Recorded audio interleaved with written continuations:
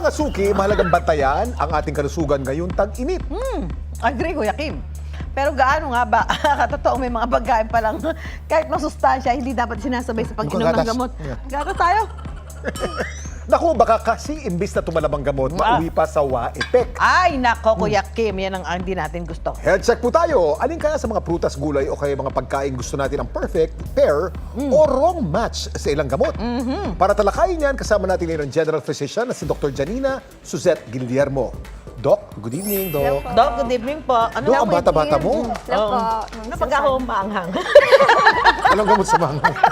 Anong gamot sa TV anchor na kumakain ng siling na buyo bago magbasa ng script? Anong gamot? Ang anghang talaga. Doc, unang tanong, ang mga dairy product gaya ng keso at gatas, uyan. Yan. Hindi raw dapat inumin kasabay ng anong gamot? Pwede ba? Meron bang ganon? Yes po. Mismatch po siya sa iilang uri ng antibiotics. Specifically po yung drug class na fluoroquinolones at tetracycline, kung mas kilala po siya bilang mga ciprofloxacin, levofloxacin. Sa salitang Tagalog, anong ibig sabihin mo? Ano yung nun? Mga yan? antibiotics, Antibiotics. po na ginagamit panggamit sa infection sa baga, sa So, daanan pag ng iinom init. ka ng antibiotic, wag mong sabayan ng mga... Hindi po may pwedeng mga- isabay sa mga rich in calcium katulad po ng Gatas. gatas, mantikilya, no? Kasi po hindi na-absorb ng tama. Ay! Nababawasan ng epekto Yung gamot. efficacy. Yes po. Ah, ganun pala. Nadidighayak po yung Dok, sabi healthy ang pagkain ng green vegetables. Pero may gamot bang hindi pwedeng isabay sa pagkain ng green vegetables? Pag sinabi po natin green leafy vegetables, ito po, katulad po ng broccoli, Broccoli, repolyo, Baguio no, beans. pipino.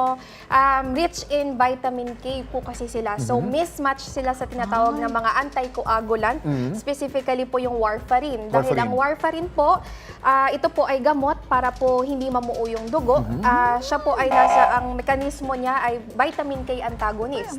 So, pag sinabay mo yung gamot mo, yung maintenance mo na warfarin sa mga ganito, nababawasan yung epekto ng gamot, hindi natin nakukuha yung gusto Alam mo, Dok, natin. isi-share ko lang, no? Ako po'y nagka-stroke to 2010 and I was on warfarin for about 6 months. Warfarin, Bawal ang green leafy vegetables. talaga? At kung itutuloy ko yung warfarin all my life, bawal buong buhay ko ang green leafy vegetables. Ay, Kaya nagpa-opera na lang ako. Yun ang isa sa mga source ng ano natin, ng nutrition Kalusugan. sa katawan. No?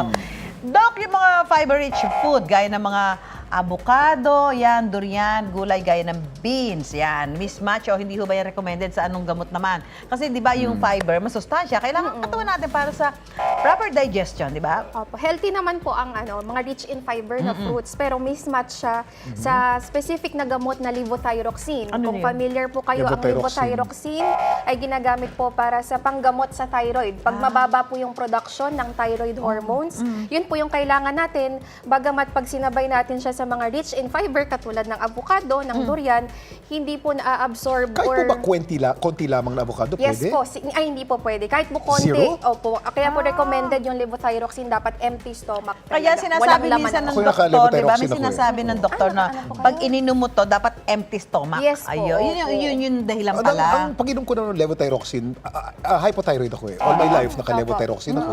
Ang pag-inom ko niyan, pagkagising Yes, sa umaga. opo. Pwede akong kumain ng avocado pagkatapos. 2 hours after 2 na po. hours after. Ay, saging, pwede. 2 hours after na rin ganun po. din. Opo, mas maganda po hindi Ang siya guilty din isasabay. ako. Hypothyroid ka rin ba, Susan? Oh, meron din ako Pareho tayo. Meron ko yung Tyrox. Kayo Euthyrox. Brand name yan. Ako, Ay, magagalit ang marketing. lagot tayo dyan. Ba't di mo sinabi? Eh, sinabi ko na sa iyo ngayon. Sorry. Ako magbulta. Naku, kulang ang sweldo. Teka lang. Doc, habang tinatawagan po ng marketing si Susan, ang tanong ko po sa inyo, sa init ng panahon, napapadalas yung iba sa pag-inom ng soft drinks. Ay. Anong hindi recommended na gamot na kasabay ng soft drinks? Susan, soft drinks, walang brand ha? Okay, soft drinks. Soft Sa drinks. soft drinks po, mismatch to sa mga painkiller, no? Ang painkiller, alam nating lahat, it's an over-the-counter. Kahit po walang reseta naming mga Mabibili. doktor, mabibili katulad ng ibuprofen, naproxen, acetaminophen. Kasi po, pag sinabay siya sa mga soft drinks, actually po baligtad naman, tumataas po yung tumatagal siya sa katawan. Parang nadodouble yung dose po. Hindi maganda.